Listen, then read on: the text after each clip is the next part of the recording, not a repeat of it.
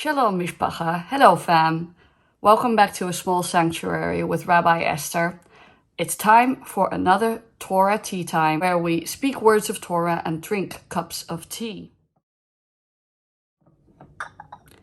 In my cup today is just a very basic Earl Grey. As you will notice, this video doesn't have any music. That's because we are in a period of ritualized mourning for the destruction of the temples and the calamities of our world, called the 9 days. This is an intensified period during the Hebrew month of Av, culminating in an all-day fast on Tisha, the 9th of Av, in a few days. It is customary to refrain from playing music in some communities, and out of respect for this practice, I will not have music in this video. Also, in the spirit of the 9 days and in the spirit of reflecting on the brokenness in our world, I want to talk about a little bit more of a serious topic with you all. The topic that I'm actually wanting to touch upon today with you guys is religious liberalism versus fundamentalism. I think it's really important for us to understand fundamentalism. And if you're a non-fundamentalist and you do consider yourself religious and invested in the project of religion and public religion, or religion having a public voice to speak to causes of justice, then you should understand fundamentalism. The thing that prompted me to speak about this is actually the Amazon Prime documentary Shiny Happy People, about the Duggar family and the Bill Gothard's movement, the Institute of Basic Life Principles. I'm going to use Shiny Happy People as a starting off point, and I'm not going to dwell too much on this particular iteration of fundamentalism because I don't think it is very appropriate for me on the internet to critique a religion that is not my own, even though I'm critical of the universalizing tendencies of any kind of religious fundamentalism and believe that it is more fruitful for me to be introspective and critique my own religion and religious community. But I do want to talk a little bit about Christian fundamentalism, where it intersects with Judaism and living a Jewish life in the United States, and where it intersects with the universal call to uphold human rights and dignity. And I highly recommend you watch it if you have religious trauma. Just a content warning, it gets pretty intense, so that's something you need to know, but it's really worth watching this 4-part documentary series. And I will also link some resources down below of people, of social media, content creators and influencers who appear in the documentary and who have really thoughtful things to say about fundamentalism in general and Christian fundamentalism. So look out for those resources down below. The premise of Shiny Happy People is that for many years there was a social reality TV show called X amount of kids and counting, 19 kids and counting, centering around the Duggar family, which is a mega family with ultimately 19 kids, and they would put their family on national television in order to showcase the beauty of large family living and their Christian faith. Now, fast forward many years onwards, and this family has become embroiled in many scandals and injustices. Watch the documentary. What the documentary does is explore the mechanisms and ideologies behind this family, why they rose to fame, and what the larger impact is of their brand of fundamentalist religion. What I want to say about Shiny Happy People specifically, and talking about fundamentalism in general, is that we need to center the narrative of survivors. The people who enter and leave these cult-like conditions, they are the ones whose voices should be elevated, and the documentary does a really good job at doing that. It's also worth exploring the impact on general society, the impact on our religious freedoms and legislation, and the impact on minority religions in this country and all over the world. And I am part of a minority religion, part of a minority culture, and the rise of fundamentalism definitely impacts my life as a Jew. And my clarion call is that we Jews cannot ignore this issue, even if it crosses religious boundaries and we might think, well, this is not really my faith community. I think it's really important to pay attention to this. Now, how does this tie in with the destruction of the temples and Tisha B'Av and the 9 days? Sinat Chinam, baseless hatred, bigotry, prejudice, fundamentalism have been a scourge in our Jewish community too, and continue to be a scourge. And according to some commentators, these were exactly the factors that led to the divisiveness that led to the destruction of the temples. In response to that, Rabbinic Judaism post-temple has needed to reinvent itself. Let's get started. I want to talk a little bit about the general shortcomings of fundamentalism. And these shortcomings is the flip side of why fundamentalism is attractive in the first place. And I think you really need to understand something before you can critique it. I am a social scientist by training before I became a rabbi, so obviously this tends to be my mindset. But let's take a look at the claims and the qualms of fundamentalism. Number one, fundamentalists relish inconsistency and authenticity, but rarely illustrate the price they pay, i.e. high control religion. Fundamentalists are using textual proof and narrow exegesis, narrow scriptural interpretation for circular reasoning, i.e. they affirm their own biases. Their communities are often very restrictive. They embrace sexism, homophobia, transphobia, and an anti-science position, willfully ignoring scientific evidence to do so. And I point towards the amazing and also shocking debate from many years ago between Ken Ham from Answers in Genesis and scientist Bill Nye on the theory of evolution versus creationism. I will link that video down below too. It's a long slog, the video, but you will see very quickly what I mean in terms how this fundamentalist Ken Ham leverages these kind of biases and circular reasonings to uphold his point. Fundamentalists promote a false sense of history. It was always like this. Women should submit to men. We should uphold the structures of the patriarchy. We cannot amend or change our religious law because it always was like this. And that is factually actually not true. If you become a scholar of religion and history, you will actually find that religious practices in communities were always more diverse than we think them to be in a modern time, and had a wide range of practices, including some practices that seem quite radical or, progressive by our standards. Lastly, fundamentalist theology often ends up at odds with human dignity and with human rights. And that really is your litmus test. You can argue about theology and the truth claims of our universe until the cows come home, and you will never find a resolution. This is why I think debates between theists and atheists are kind of futile. I have no desire to convince an atheist why I believe God exists.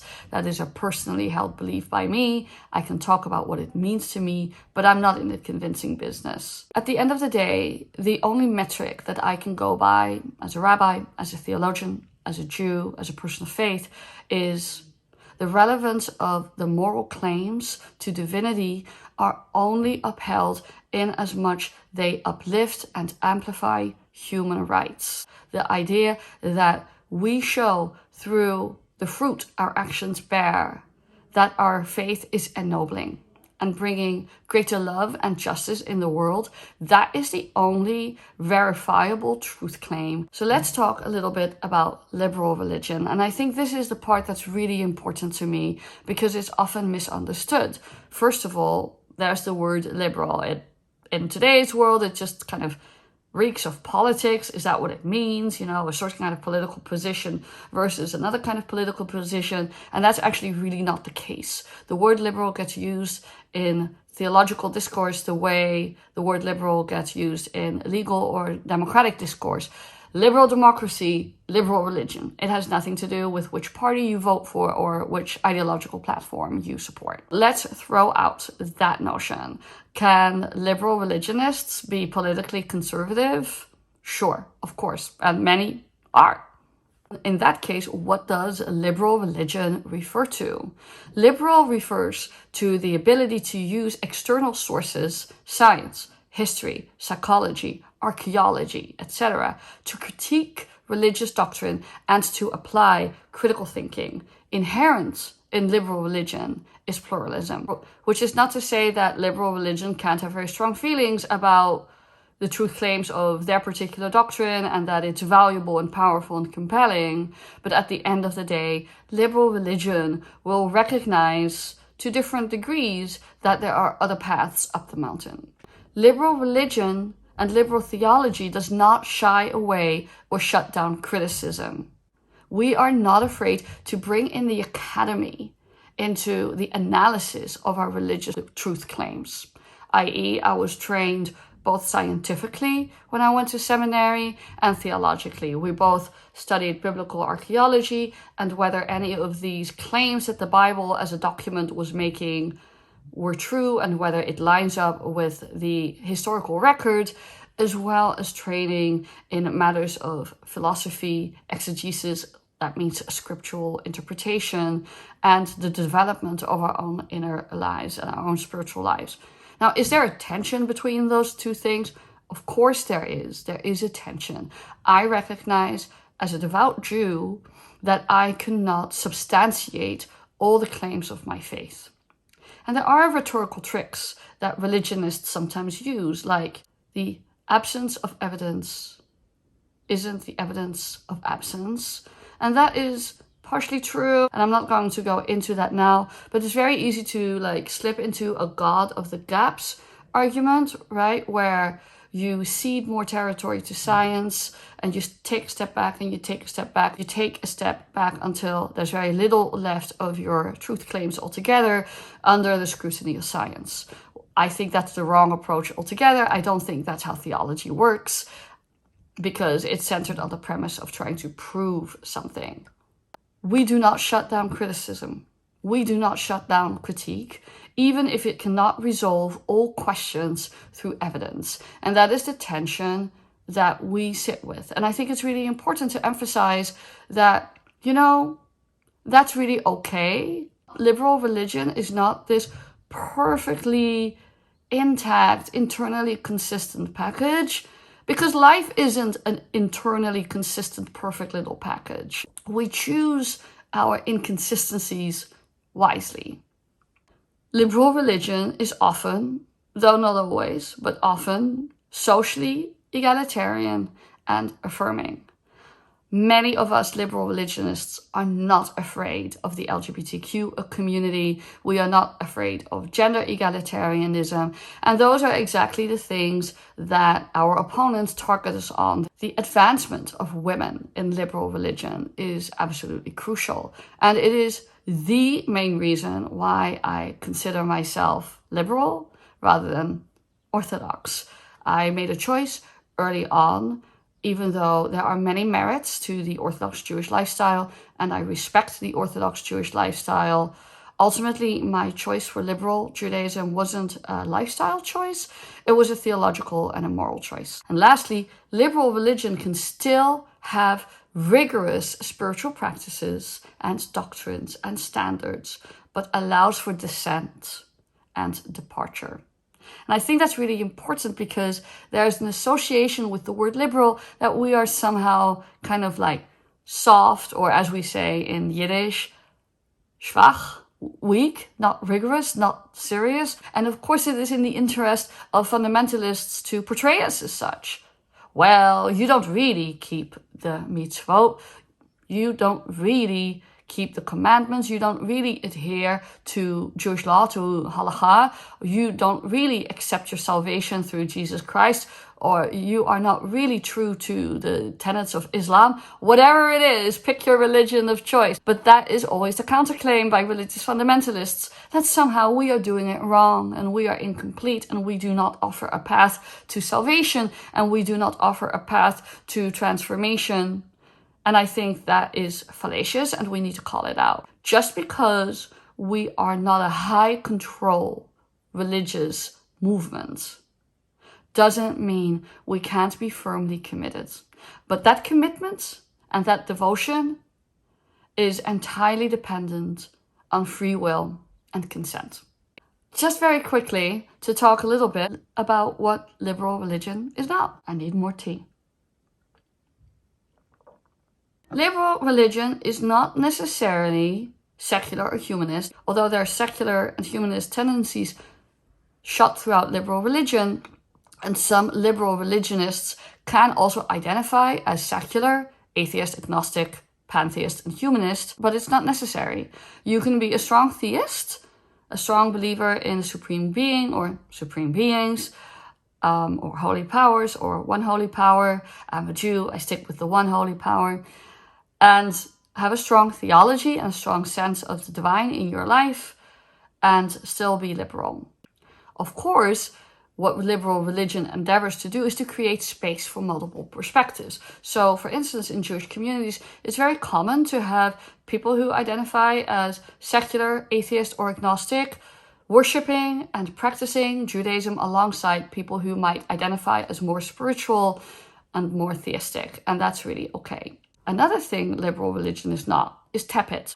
For sure, liberal religion can be tepid, but it doesn't need to be tepid. You can be passionate and devout. And I think that is such an important point to make. Not that passion for passion's sake it is always the right path, but certainly the claim that we are not passionate, I'm here to debunk that claim. And in some ways, the whole project of my YouTube channel is to debunk that we as liberal religionists can seek sanctification in every aspect of our lives, in our places of worship, in our homes, in our families, internally in ourselves, in our wider community, and do that passionately.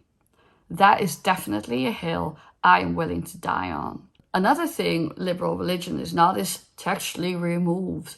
We can still center the prominence of scripture in our religion and adhere to its sanctity and interpretation. And even as someone who will gladly admit that there is no archaeological evidence in the historical record for revelation at Sinai, that we can still believe in revelation at Sinai with the philosophical limitations that we, out of intellectual honesty, place upon our claim, and B, create an entire structure of meaning and sanctity in how we relate to the Holy Torah without necessarily have to affirm every literal truth. Something I teach my children all the time is that there's a difference between truth and facts. And that difference also is dependent on whether you are having this discussion in the realm of science, where you definitely need facts, or in the realm of meaning making, like philosophy and religion. Which is not to say that you can just spout off whatever. It just means that the stories of our culture and of our faith that bring us deep truth and meaning still continue to do so, even if we cannot affirm the literal factual status of those claims. Another thing liberal religion isn't is vague. Liberal religion can be highly principled, even if it isn't higher control, and it can even be orthodox in its expression and orthoprax in its practice. And I think that's really important. It's also important to say that there are even Orthodox Jews who identify as Orthodox and also use the tools of modernity and critical analysis and are also fully observant of the Torah. And sometimes that line between Orthodox and non-Orthodox gets really blurry, and I actually think that's really beautiful as well. And for those of us who do identify as liberal Jews, this doesn't need to be necessarily about denominationalism. It can be, you can identify as Reform or Conservative or Reconstructionist or, Renewal or even Open Orthodox, which I would put in the camp of a liberal religion, but it's not necessary. You can definitely identify as post-denominational or non-denominational and be fully committed to the adherence of Jewish law in this case and traditional practice.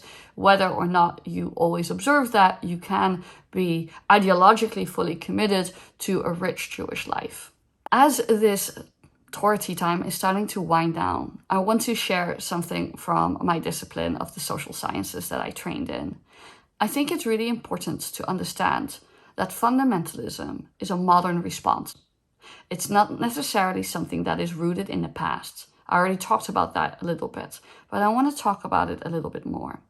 Just as modern or liberal religion is a modern phenomenon, so is fundamentalism.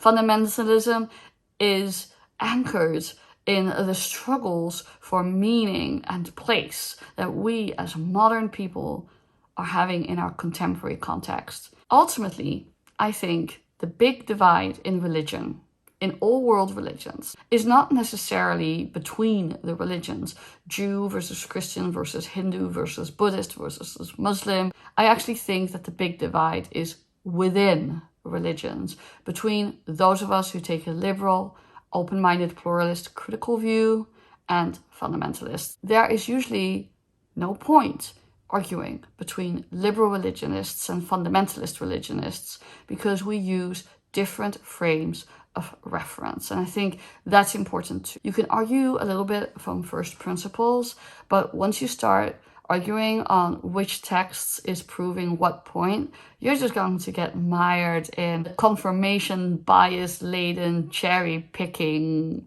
disaster zone. It's not going to work. Are there critiques of liberal religion? Yes, there are. Critiques exist, and they are healthy.